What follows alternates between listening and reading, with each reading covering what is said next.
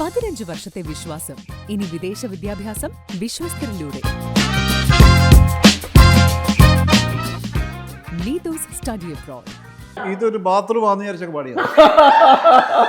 നെഞ്ചിൽ തഞ്ചി നിന്റെ കൊഞ്ചൽ നാദം പാടും പാട്ടിന്റെ നിന്നോട് മിണ്ട കാരണം ഇങ്ങനൊക്കെ പോണെന്ന് അതാണ് എന്റെ കുഴപ്പം. നിഷാന്തേട്ടന്റെ മോനോട് സ്കൂളിൽ ചെന്ന അച്ഛന്റെ അമ്മയുടെ പേരെന്താന്ന് ചോദിച്ചപ്പോഴത്തേക്ക് അച്ഛന്റെ പേര് ദുൽഖർ സൽമാൻ, അമ്മയുടെ പേര് മഞ്ജു വാര്യർ എന്നാ പറഞ്ഞത്. അവൻ ഗുണ്ടടിച്ച വലിയ ആളാണ്, സ്റ്റാർ ആവാൻ വേണ്ടിട്ട്. എന്റെ വീട് 2 നിലയാണ്, നിന്റെ വീട് എന്റെ വീട്ടില് 2 കാറുണ്ട്. അതിന്റെ ഇടയിൽ ഇവനാണ് എന്റെ അച്ഛൻ ദുൽഖർ സൽമാൻ, അമ്മ പിന്നെ ആരും ഒന്നും വേണ്ടിയില്ല. ഹലിമേട്ടറെ കഞ്ചാവ് വലിപ്പിക്കണം.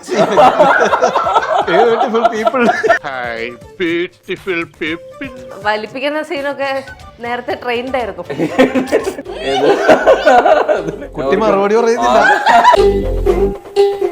എനിക്ക് തന്നാ പൊതിക്കകത്ത് എന്താണെന്ന് ഞാൻ നോക്കിയിട്ട് പോലും ഉണ്ടായിരുന്നില്ല. അതൊക്കെ ഡമ്മിയല്ലേ? ഡമ്മി ആയിരുന്നു തോന്നുന്നു. ഈ രണ്ടുപേരിൽ ആരെങ്കിലും വീട്ടിലേക്ക് വിളിച്ച മോനെ നമുക്ക് ഒരു ദിവസം ഒരുമിച്ച് ഊണ് കഴിക്കാന്ന് പറഞ്ഞിട്ടുണ്ടോ? ചെന്നൈയിൽ വരാന്ന് അല്ല വരണോ? തീർച്ചയായും ചെന്നൈ വേണം, തീർച്ചയായിട്ടും ഞാൻ വിളിക്കും. ചെന്നൈയിലേക്ക് വരില്ലാന്ന് അത്ര ഉറപ്പാണ്.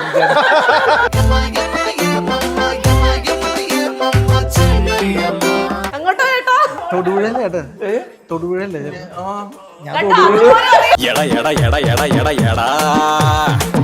ഇല്ല, രാവിലെ എന്നോട് ചോദിച്ചായിരുന്നു തൊടുപുഴയിലല്ലേ ഷൂട്ട് ഇറങ്ങി ആന്ന് പറഞ്ഞു. പിന്നെ മുങ്ങിക്കളഞ്ഞു. കൊച്ചി നല്ല കൊച്ചി അച്ചി.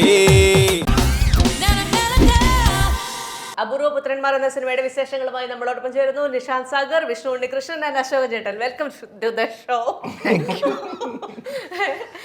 നിങ്ങൾ ഓരോരുത്തരെ നോക്കുമ്പോൾ ഓരോ സിനിമകൾ ഓർമ്മ വരും. അശോകൻ ചേട്ടനെ ഓർക്കുമ്പോൾ സ്വാഭാവികമായിട്ടും ആ ഹരിഹർ നഗർ എന്നുള്ള പേര് മാത്രമാണ് ഓർമ്മ വരിക. ഇങ്ങോട്ട് നോക്കുകയാണെങ്കിൽ മറ്റേ നമ്മുടെ കട്ടപ്പനയിലെ ഋത്തിക് റോഷൻ ഓർമ്മ വരിക. നിഷാന്തേട്ടനെ മാത്രം ഓർക്കുമ്പോഴേ എനിക്ക് ദേഷ്യമായിരുന്നു വന്നുകൊണ്ടിരുന്നത്. സത്യമായിട്ട് ജോക്കർ ഓർമ്മ വരുന്നത്. ദുഷ്ടനായ ആള്. ഞാൻ 4ാം ക്ലാസ്സിലും കണ്ട് പഠിക്കുമ്പോഴാണ് സിനിമ കാണുന്നത്. അതെ, അതിന്റെ ഡയറക്ടർ ശരിക്കും പറഞ്ഞാൽ അങ്ങനെ വളരെ ക്രൂവലായിട്ടുള്ള ഒരാളിനെ തപ്പി നടക്കുകയായിരുന്നു. അത് കറക്റ്റായിട്ട് കിട്ടിയത് അത് സത്യം കേട്ടോ. ആ സമയത്തൊക്കെ ഞാൻ വിചാരിച്ചിട്ടുണ്ട് എങ്ങനെയാണ് ഒരു മനുഷ്യന് ഇത്ര ദുഷ്ടനാവാൻ പറ്റുന്നതെന്ന്. ചേട്ടനോട് അങ്ങനെയൊക്കെ ആരെങ്കിലും പിള്ളേരൊക്കെ ഒന്ന് ചോദിക്കായിരുന്നു. കാരണം ഞാൻ 4ാം ക്ലാസ്സിൽ പഠിക്കുമ്പോഴേ സിനിമ പോയി കാണുന്നത്, അത് തിയേറ്ററിൽ പോയി കാണുന്നത്. കൈ കിട്ടിയൊക്കെ ഒരു അടി കൂടെ തന്നേനെ. അങ്ങനെ ചേട്ടന് അങ്ങനെയൊക്കെയുള്ള അവസരങ്ങൾ കിട്ടിയിട്ടുണ്ടോ? ആരുടെയെങ്കിലും അടി കിട്ടുക? ഇല്ല കേട്ടോ, അങ്ങനെ ഒരു എനിക്ക് എനിക്കൊന്ന് അവസാനം ഈ കഥാപാത്രത്തിന് ഒരു സിമ്പതിയും കിട്ടുന്നുണ്ടല്ലോ ലാസ്റ്റ്. അവിടം വരെ കണ്ടിട്ടില്ല. അല്ല, എന്നാലും എനിക്ക് ഇഷ്ടമല്ലായിരുന്നു ദുഷ്ടൻ. ഈ രണ്ടുപേരിൽ ആരെങ്കിലും വീട്ടിലേക്ക് വിളിച്ച മോനെ നമുക്ക് ഒരു ദിവസം ഒരുമിച്ച് ഊണ് കഴിക്കാന്ന് പറഞ്ഞിട്ടുണ്ടോ? ചെന്നൈയിൽ വരാന്ന് അല്ല വരണോ? തീർച്ചയായും ചെന്നൈ വേണം, തീർച്ചയായിട്ടും ഞാൻ വിളിക്കും. ചെന്നൈയിലേക്ക് വരില്ലാന്ന് അത്ര ഉറപ്പാണ്.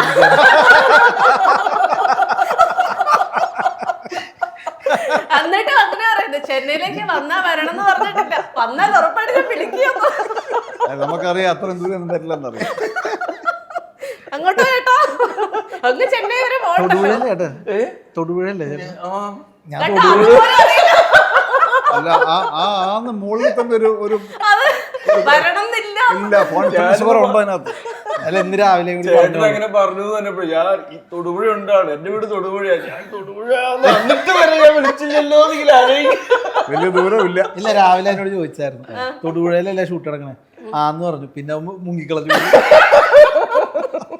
നിഷാന്തേട്ടനെ എപ്പോൾ കിട്ടിയാലും 2 സിനിമകളെ കുറിച്ച് മാൻഡേറ്ററി ആയിട്ട് ചോദിക്കണം എന്ന് എല്ലാ ഇന്റർവ്യൂസിനും ഉണ്ട്. ഒന്ന് ഫാൻറ്റോ, ഒന്ന് ജോക്കറും. ഇതിനെ കുറിച്ച് ചേട്ടാ കുറവ് കഥകൾ പറഞ്ഞിട്ടുള്ളത് ആൾക്കാരോട്, ഇന്റർവ്യൂസിനോട് കുറവ് കഥകൾ പറഞ്ഞിട്ടുള്ളത് ഇത് ഏത് സിനിമയെ കുറിച്ചായിരിക്കും? തിളക്കമായിരിക്കും. തിളക്കത്തിലും അടിപൊളിയില്ലേ? ശരിയാ, സത്യം കേട്ടോ. ഞാൻ ഇന്ന് ചേട്ടൻ ഇത് സിനിമ ഫിൽമോഗ്രഫി എടുത്ത് നോക്കിയപ്പോ ഞാൻ ആലോചിച്ചു ഇത് എന്തുകൊണ്ട് ഈ തിളക്കത്തെ കുറിച്ച് ആൾക്കാർ ചോദിക്കാത്തതെന്ന്. എന്നിട്ട് ഞാനും മറന്നുപോയി. അതാണ് അതെന്തായിരുന്നു ഹലിമേട്ടറെ കഞ്ചാവ് വലിപ്പിക്കണം. എന്താ ചേട്ടന് ഇതിനെ ഈ 3 സിനിമകളിൽ ഏറ്റവും എൻജോയ് ചെയ്ത സിനിമ ഏതായിരിക്കും? ഈ എൻജോയ് ചെയ്യുന്നത് എനിക്ക് തോന്നുന്നു ഒരു കുറെ കൂടി ഒരു ആർട്ടിസ്റ്റ് എന്ന രീതിയിൽ ഒരു കുറച്ചുകൂടി എക്സ്പീരിയൻസ്ഡ് ഇതായി കഴിയുമ്പോഴാണ് തോന്നുന്നു. മറ്റേതൊക്കെ നമുക്കൊരു ഇച്ചിരി ടെൻഷനാണല്ലോ. നന്നായി ചെയ്യണം, നമ്മുടെ ആ ഒരു തുടക്ക കാലഘട്ടമല്ലേ, ചെയ്യുന്നത് ശരിയാവോ ഇല്ലയോ അവിടെ ചെല്ലുമ്പോ ആ ഒരു ഇത് പിന്നെ അങ്ങടെ ഒരു നമ്മുടെ ഒരു ശീലമായി മാറി. വളരെ കൂളായിട്ടൊക്കെ അഭിനയത്തിനെയും, കൂളായിട്ട് ഒരിക്കലും ഒരു ആർട്ടിസ്റ്റും കാണില്ല, എന്നാലും അത് കുറെ കൂടെ ലാഘവത്തോടു കൂടിയും അപ്പോഴാണ് തോന്നുന്നു ലൊക്കേഷനും ഒക്കെ എൻജോയ് ചെയ്യാനും ഒക്കെ പറ്റുന്നു. ആ വലിപ്പിക്കുന്ന സീനൊക്കെ നേരത്തെ ട്രെയിൻഡ് ആയിരുന്നു. എൻജോയ് കൊടുക്കുന്നില്ലേ സലിമേട്ടന്? അതെ അത് കുട്ടി മറുപടി പറയുന്നില്ല. ആർട്ട് ഡയറക്ടർ ഇങ്ങനെ ഒരു പൊതി കൊണ്ട് തന്നിട്ട് ഇതിങ്ങനെ കൊടുക്കണം. അപ്പോഴും എനിക്ക് ഇത് ഈ പറഞ്ഞ പോലെ ആ സീൻ നേരത്തെ വായിക്കുകയോ ഒന്നും ഉണ്ടായിട്ടുണ്ടായിരുന്നില്ല. ആ സമയത്താണ് ഇപ്പൊ ഇങ്ങനെ ഒരു പൊതി ഇങ്ങനെ കൊടുക്കുന്നു എന്നൊക്കെ പറയുമ്പം അത് കഴിയുമ്പോൾ എടുത്തോണ്ടിരിക്കുമ്പോഴാണ് ഇത് എന്നൊക്കെ മനസ്സിലാവുന്നത്. അപ്പൊ എനിക്ക് തന്ന ആ പൊതിക്കകത്ത് എന്താണെന്ന് ഞാൻ നോക്കിയിട്ട് പോലും ഉണ്ടായിരുന്നില്ല. അതെ, അതൊക്കെ ഡമ്മിയല്ലേ? ഡമ്മി ആയിരുന്നു തോന്നുന്നു. ഡമ്മി ആയിരിക്കുമല്ലോ. അത് നമ്മൾ വിശ്വസിക്കില്ല. അല്ല, ഡമ്മിയാന്നൊക്കെ പറഞ്ഞെങ്കിൽ രക്ഷപ്പെടുക പറഞ്ഞു. അത് ആർട്ട് ഡയറക്ടറുടെ വരുമ്പോൾ ഒരു അഡ്ജസ്റ്റ്മെന്റ് ഉണ്ടായിരുന്നു. അല്ല, അത്രയും സ്വതസിദ്ധമായിട്ട് അഭിനയിക്കാൻ പറ്റില്ല അല്ലേ ചേട്ടാ? ഇല്ലില്ല, യഥാർത്ഥത്തിലാണ് ചെയ്തത്. അതുകൊണ്ട് വളരെ നന്നാവുകയും ചെയ്തു. എനിക്കറിയാം. അശോകന് വേറെ കഥ അറിയോ? അതായത് നിഷാന്ത് ഏട്ടന്റെ മോനോട് സ്കൂളിൽ ചെന്ന അച്ഛന്റെ അമ്മയുടെ പേരെന്താന്ന് ചോദിച്ചപ്പോഴത്തേക്ക് അച്ഛന്റെ പേര് ദുൽഖർ സൽമാൻ, അമ്മയുടെ പേര് മഞ്ജു വാര്യർ എന്നാ പറഞ്ഞത്. അല്ല ചേട്ടാ, അല്ല അവൻ ഗുണ്ടടിച്ച വലിയ ആളാവാൻ സ്റ്റാറാവാൻ വേണ്ടിട്ട്. അത് ഏത് ക്ലാസ്സിലാ? 3-ല് പഠിക്കുന്നു. ഇതൊന്നുമില്ല, എല്ലാരും ഈ ക്ലാസ്സിൽ അങ്ങോട്ടും ഇങ്ങോട്ടും എന്റെ വീട്ടിൽ മറ്റതുണ്ട്, എന്റെ വീട്ടിൽ ഇതുണ്ടോ അങ്ങനെ അങ്ങോട്ടും ഇങ്ങോട്ടും ഈ പിള്ളേര് തമ്മിലൊരു സാധനം ഉണ്ടല്ലോ. എന്റെ വീട് 2 നിലയാ, നിന്റെ വീട് എന്റെ വീട്ടില് 2 കാറുണ്ട്, സൈക്കിൾ ആ പറച്ചില്. അത് അതിന്റെ ഇടയിൽ ഇവന് എന്റെ അച്ഛൻ ദുൽഖർ സൽമാൻ, അമ്മ,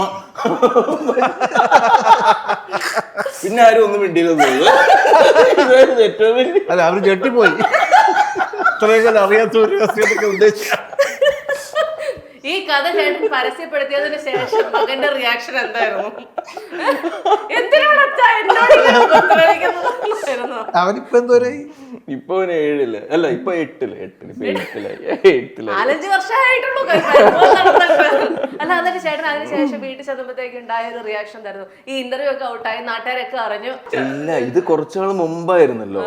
അതെ, അപ്പോഴും അവൻ അത് ഇപ്പൊ മേ ബി ഇത് കാണുമ്പം ഇപ്പഴൊരു എന്റെ മോനല്ലേ പതുക്കെ ബോധം വെക്കാതെ ഇതും കൂടെ ഈ പ്രായത്തിൽ ഇപ്പൊ കാണുമ്പോ എന്തായാലും അതെ. പിന്നെ പോയിരുന്നു പറയേണ്ട വല്ല കാര്യം ഉണ്ടായിരുന്നു. അശോക് ചേട്ടന്റെ മോളുടെ പേരിലേക്ക് വരുമ്പോഴത്തേക്ക് നമ്മള് ഈ മീനാക്ഷി, കാർത്യായനി ഇങ്ങനെയൊക്കെയുള്ള പേരുകളൊക്കെ ഭയങ്കര ക്ലാസിക് പേരുകളാണ്. ഒരു കാലത്ത് ഫുൾ ടൈം എവർഗ്രീൻ ആയിട്ട് നിൽക്കുന്നത്. എങ്ങനെയായിരുന്നു ഈ കാർത്യായനി എന്നുള്ള പേരിലേക്ക് എത്തിയത്? അത് ഞങ്ങള് എൻ്റെ അച്ഛൻ്റെ അമ്മയുടെ പേരും അമ്മയുടെ പേരും കാർത്യായനി എന്നാണ്. അത് മാത്രമല്ല, ഞങ്ങളുടെ ഗ്രാമക്ഷേത്രത്തിൻ്റെ ദേവി സങ്കല്പം കാർത്യായനിയാണ്. അതുകൊണ്ട് ആ പേരങ്ങിട്ടാണ്. അങ്ങനെ വരുമ്പോൾ വിഷ്ണു ചേട്ടന്റെ മോന്റെ പേരെന്താണ്? മാധവ്. അതാണ്. അത് പഴയ പേരാണ്. അതെ, പഴയെന്ന് പറഞ്ഞാൽ അത് എന്നും ഇത്തരം പേരുകളൊക്കെ എന്നും പുതിയ മാധവ്. ഇതെല്ലാം ദൈവസങ്കല്പമല്ലേ? അത് ശരിയാ. മാധവും ഇൻസ്ട്രുമെന്റിന്റെ പേരൊക്കെ എടുത്തിടും. ഇൻസ്ട്രുമെന്റിന്റെ പേരൊക്കെ എടുത്തിടും. വീണ അതൊരു ബുദ്ധി കോമഡിയായിരുന്നു. അപ്പൊ ഗിറ്റാറിനൊക്കെ പേരുണ്ടാവും ചേട്ടാ. വീണ്ടും നമ്മള് വിരൽ തൊട്ടാൽ വിരിയുന്ന വെൺപൂവേല് എന്തെങ്കിലുമൊക്കെ അതിനെ കുറിച്ച് ചോദിച്ചില്ലെങ്കിൽ എനിക്ക് നാളെ ഒരു ഭയങ്കര റിഗ്രറ്റ്. നിശാന്തിനെ കൊല്ലാനുള്ള പരിപാടിയാണ് അവിടെ തന്നെ ചെയ്യുന്നത്. കണ്ടിട്ടുണ്ട് കേട്ടോ. ഞാൻ വേറെ ചേട്ടൻ അശോകനോട് ചോദിച്ചിട്ട് വരാം. In Harihar Nagar, 2 Harihar Nagar, in ghost house, ഈ 3-ലും ചേട്ടൻ ഏറ്റവും എൻജോയ് ചെയ്ത സിനിമയായിരിക്കും? അത് തന്നെ ലക്ഷ്യമാണ്. അല്ല, അത് 3ഉം എൻജോയ് ചെയ്ത പടങ്ങൾ തന്നെയാണ്. പിന്നെ എന്താ പറയുന്നത്, ഇന്ന് ഹരിഹർ നഗറാണ് പക്ഷെ മനസ്സിലല്ല എപ്പോഴും കിടക്കുന്നത്. മറ്റേ മോശമൊന്നുമല്ല, 2 ഹരിഹർ നഗറിന്റെ ഡ്രസ്സ് വരും. തീർച്ചയായിട്ടും മനസ്സിൽ കിടക്കുന്നത് ഇന്ന് ഹരിഹർ നഗറാണ് എപ്പോഴും. അത് ഇന്ന് കണ്ടാലും നമുക്ക് ചിരി വരും. ചിരി എന്ന് പറഞ്ഞാൽ അതിനകത്ത് ഒരിക്കലും ഈ എന്താ പറയുക മടുപ്പ് വരാത്ത കാര്യങ്ങളൊക്കെ അതിനകത്ത് ഒരുപാട്. ഞാൻ ജഗദീശനോട് ഒരു ചോദ്യം ഉണ്ടായിരുന്നു. അതായത് ഈ ഗോസ്റ്റ് ഹൗസിന് ഇത്രയും വർഷങ്ങൾക്ക് ശേഷം ഇങ്ങനെ ഒരു സിനിമ ഇറങ്ങുമ്പോഴത്തേക്കും ചേട്ടന് ഉള്ളിലൊരു സംശയം ഉണ്ടായിരുന്നു, ഇതൊക്കെ ആളുകൾ അംഗീകരിക്കുമോ ഇത്രയും വർഷങ്ങൾക്ക് ശേഷം നിങ്ങൾ എല്ലാവരും ഇത്രയും ചെറുപ്പമാണെന്ന് പറഞ്ഞുകൊണ്ടെങ്കിൽ ഇറങ്ങിക്കഴിഞ്ഞാലെന്ന്? ഞാനൊരിക്കൽ ശബരിമല നിൽക്കുമ്പോൾ, ശബരിമല തൊഴാൻ പോയി ശബരിമല തൊഴിലിട്ട് നിൽക്കുമ്പോൾ അത് തൊഴാൻ വന്ന സ്വാമിമാരിൽ ഒരാൾ ഒരു ചെറുപ്പക്കാരനെ വയ്ക്കും, ഹരിഹരനാഥരുടെ ബാക്കി വരുന്നുണ്ടല്ലേ നീ വയ്ക്കുക, അയാൾ വയ്ക്കുക. അപ്പോൾ ഇതിൻ്റെ ഈ 19 വർഷം കഴിഞ്ഞിട്ട് അതിനെക്കുറിച്ചുള്ള അതിൻ്റെ ഒരു ഇമ്പാക്റ്റ് ഞാനപ്പോൾ മനസ്സിലാക്കി. അങ്ങനെ പലരും പല സ്ഥലങ്ങളിൽ വെച്ച് ഞാൻ ചോദിച്ചിട്ടുണ്ട്, അയ്യോ അത് ഞങ്ങളൊന്ന് കാണാനിരിക്കുക കേട്ടോ എന്നൊക്കെ പറഞ്ഞിട്ട്. അപ്പോൾ നമുക്ക് മനസ്സിലായി ഈ സംഭവം കത്താനുള്ള വീണ്ടും ക്ലിക്കാനുള്ള സാധ്യതയുണ്ടെന്നൊരു ധാരണ ഉണ്ടായി. പക്ഷെ അത് വളരെ സൂക്ഷിച്ച് കൈകാര്യം ചെയ്താലേ അത് സെക്കൻഡ് ഹിറ്റ് ആവുള്ളൂ. അങ്ങനെ കൈകാര്യം ചെയ്തു. ആ 3 പടം സൂപ്പർ ഹിറ്റായി. ഇനി 4 ഗാനം വരും കേട്ടോ. ഒന്നും അറിയില്ല, അതങ്ങനെ ഒരു ഐഡിയ ഉണ്ടോന്നും എനിക്കറിയില്ല. ഒരു റിക്വസ്റ്റ് പറയട്ടെ, നിഷാന്ത് ചേട്ടൻ വിരൽ തൊട്ടാൽ വിരിയുന്ന പെൺപൂവെ പാടും, ബാത്റൂമിൽ വെച്ചെങ്കിലും പാടും ഇല്ലേ? ഒന്ന് ശ്രമിച്ചു നോക്കി നമുക്ക് വൈൻഡപ്പ് ചെയ്യാം ചേട്ടാ. അപ്പൊ ഇത് അല്ലല്ല, അപ്പൊ ഇതൊരു ബാത്റൂം ആണെന്ന് വിചാരിച്ചൊക്കെ പാടിയത്. ഒരു ആംബിയൻസിനെ ഒരു പിയേഴ്സ് സോപ്പും കുറച്ച് എണ്ണയൊക്കെ സൈഡിൽ വെച്ച് ഷാമ്പൂ ഒക്കെ വെച്ചിട്ട്. അല്ലെ ചേട്ടൻ പാടിയ അശോക് ചേട്ടൻ കൂടെ പാടും, അങ്ങനെ ഒരു പ്രത്യേകത ഉണ്ട്. തുടങ്ങി കൊടുത്താൽ മതി. പക്ഷെ അങ്ങനെ പ്രത്യേകത ഇല്ലെന്നാ എനിക്ക് തോന്നുന്നു.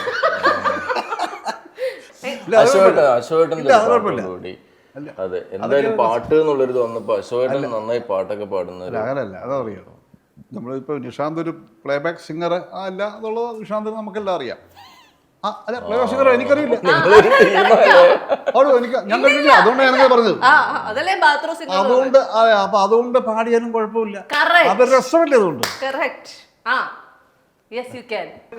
നെഞ്ചിൽ തഞ്ചി നിന്റെ കൊഞ്ചൽ നാദം പാടും പാട്ടിന്റെ നിന്നോട് മിണ്ടാ കണ്ട് ഇങ്ങനൊക്കെ പോണത്, അതാണ് ഇതിന്റെ കുഴപ്പം.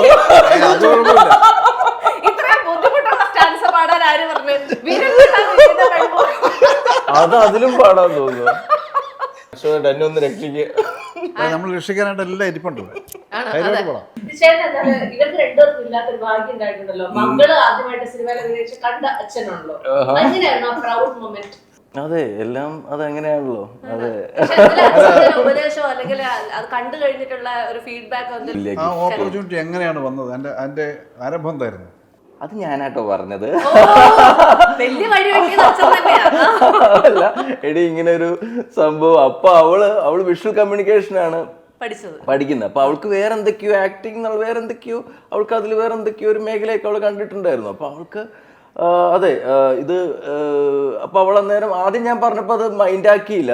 അല്ലാതൊന്നും അയ്യോ അത് വെച്ചാ ഞാനത് എനിക്കത് നടപടിയാണ്, ഞാനൊന്നും എന്നെ ഒന്നും അങ്ങനെ എടുക്കില്ല, അങ്ങനെ ഇങ്ങനെയാണ്. പിന്നെ വീണ്ടും ഈ സംഭവം വീണ്ടും കുറെ നാൾ കഴിഞ്ഞ് വീണ്ടും വന്നു. അപ്പൊ അന്നേരം എടി ഇതേ അതായിട്ടില്ലാന്ന് തോന്നുന്നു, നീ ഒന്നുകൂടെ. അതെ, അത് കഴിഞ്ഞ് അവൾക്ക് ഇത് അവർക്ക് അയച്ചു കൊടുക്കാനുള്ള ഒരു വീഡിയോ ഒക്കെ ഞാൻ ആ വീട്ടിൽ നിന്ന് എടുത്തൊക്കെ കൊടുത്തത്, ഒരു സെൽഫ് ഇൻട്രൊഡക്ഷൻ ഒരു പരിപാടിയൊക്കെ. എന്തായാലും പക്ഷെ എൻ്റെ മകളാ മീൻസ് ഇങ്ങനെ സിനിമയിലുള്ള ഒരാളുടെ മകളാണെന്നോ അങ്ങനെയൊന്നും അവർക്ക് അറിയണ്ടായിരുന്നില്ല. അതെ, അത് അതിൻ്റെ ഒരു വഴിക്ക് പോയി.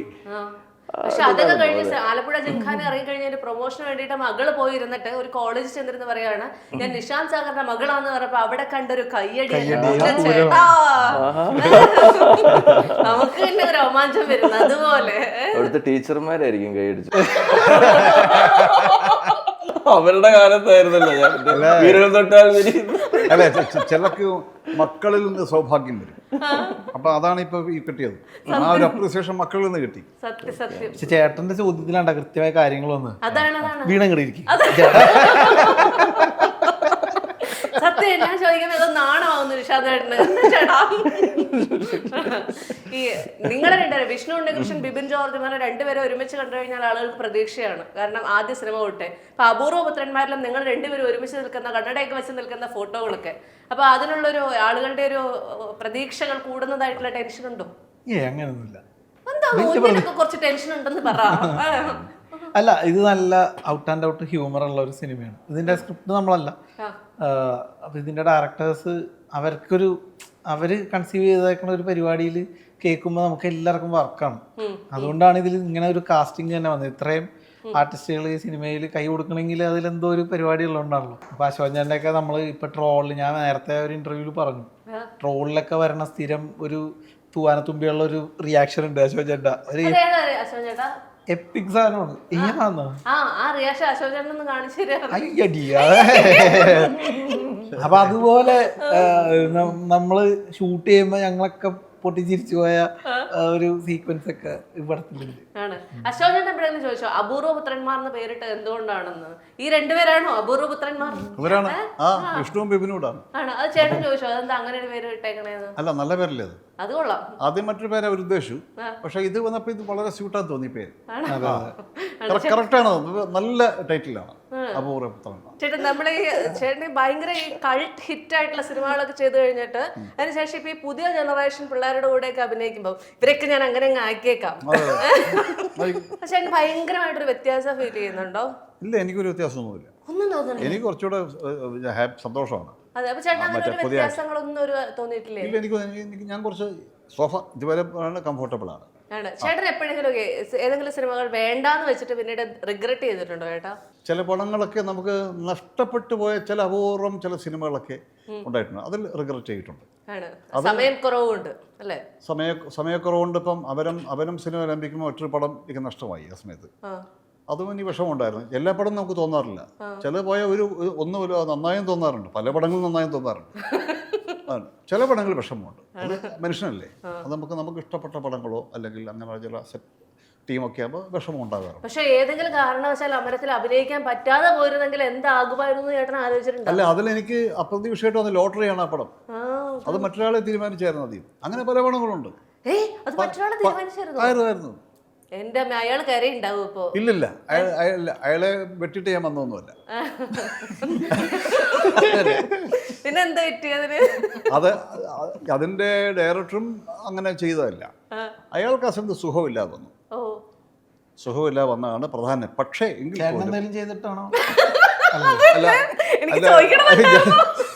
അല്ല, അങ്ങനെയൊക്കെ പിന്നീട് തോന്നി ചെയ്തിരുന്നെങ്കിൽ എന്നൊക്കെ തോന്നിയിട്ട്, പക്ഷെ അങ്ങനൊന്നും അല്ല. പക്ഷെ സംഭവിച്ചത് മറ്റൊരു ഭാഷയുള്ള നടനായിരുന്നു.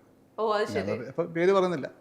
അപ്പൊ അങ്ങനെ ആയിക്കഴിഞ്ഞ് വേറൊരു ഭാഷയാകുമ്പോൾ സ്വാഭാവികമായിട്ട് നമ്മുടെ ലാംഗ്വേജും ഈ കടപ്പുറം സ്ലാങ്ങും കാര്യങ്ങളും ഒക്കെ ആ ഒരു കാര്യങ്ങളൊക്കെ ചിലപ്പം പുള്ളിക്ക് വശമില്ലാത്തതുകൊണ്ടും അങ്ങനെ ഒരു കാരണമുണ്ടായി.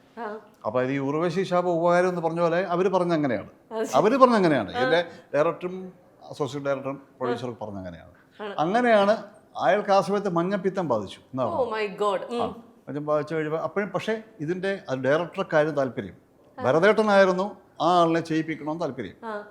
അപ്പോൾ അങ്ങനെ പക്ഷേ അപ്പോഴും എൻ്റെ പ്രൊഡ്യൂസറും അസോസിയേറ്റ് ഡയറക്ടറും പറഞ്ഞു, ചേട്ടാ അത് നമ്മുടെ ഇവിടെയുള്ള ഒരു അറിയാവുന്ന ഒരു ആക്ടറെ കൊണ്ട് ചെയ്യിപ്പിക്കുന്നതായിരിക്കും ഉത്തമം എന്ന് പറഞ്ഞു. അപ്പോൾ പുള്ളിയുടെ മനസ്സിൽ കേൾക്കുന്നുണ്ടെങ്കിലും ഈ സമയത്താണ് ഞാൻ ഈ പറഞ്ഞ ഉർവശി ശാപ ഉപകാരമായത്. അപ്പോഴത്തെ അങ്ങനെ അന്ന് മൊബൈലൊന്നുമില്ല, ടെലഗ്രാം വന്നു. ഇത് പനിയാണെന്നോ ജോണ്ടിസ് പറഞ്ഞിട്ടാണ്. ഇവർക്കിതൊരു സത്യത്തിൽ അതൊരു കാരണമായി, ഉപകാരമായിട്ട് പോയി. അപ്പോൾ ആലോചിച്ച് കഴിഞ്ഞപ്പോൾ ഇനി ആരെ നമുക്ക് വിളിക്കാൻ പറ്റിയവരാണെന്ന വഴം അവരാണ് എന്നെ സജസ്റ്റ് ചെയ്യുന്നത്. അസോസിയേറ്റ് ജോർജ് കിത്തുവും, പിന്നെ ജോർജ് കിത്തു ഡയറക്ടറാണ്, കിത്തുവും പിന്നെ പ്രൊഡ്യൂസർ ബാബു തിരുവല്ലയോടാണ് എൻ്റെ പേര് പറയും. അതെ. അപ്പൊ ഏതായാലും അപൂർവ പുത്രന്മാർ എന്ന് പറയുന്ന സിനിമയിലേക്ക് നിങ്ങൾ എല്ലാവരും വരുന്നു, വലിയൊരു കാസ്റ്റ് വരുന്നു, വലിയൊരു ക്രൂ വരുന്നു.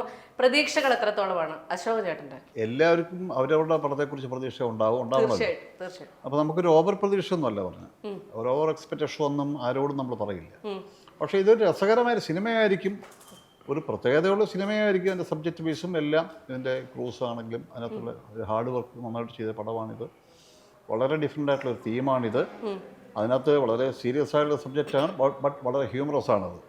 നമുക്ക് ചിരിക്കാനുള്ള സംഭവങ്ങളും എൻജോയ് ചെയ്യാവുന്ന കാര്യങ്ങളിനകത്ത് ഉണ്ടെന്നുള്ളതാണ് ഞങ്ങളുടെ വിശ്വാസം. ഞങ്ങൾ അഭിനയിച്ചവർക്കും അങ്ങനെയൊക്കെയാണ് സംഭവം നന്നായിരിക്കും എന്നുള്ളതാണ് ഒരു വിശ്വാസം. അങ്ങനെയാണ്. അപ്പൊ ഏതായാലും അപൂർവ പുത്രന്മാർ എന്ന് പറയുന്ന സിനിമയ്ക്ക് എല്ലാവിധ ആശംസകളും. വിപിൻ ജോർജും വിഷ്ണു ഉണ്ണികൃഷ്ണനും രണ്ടുപേരും ഒരുമിക്കുമ്പോൾ നല്ലൊരു സിനിമ വീണ്ടും ഒരുമിക്കുമ്പോൾ നല്ലൊരു സിനിമ ഉണ്ടാകട്ടെ. Wishing all the very best and thank you so much for time. വീണ്ടും ചോദിക്കുക പാടണോ? 15 വർഷത്തെ വിശ്വാസം. ഇനി വിദേശ വിദ്യാഭ്യാസം വിശ്വസ്തരിലൂടെ. Needus Study Abroad.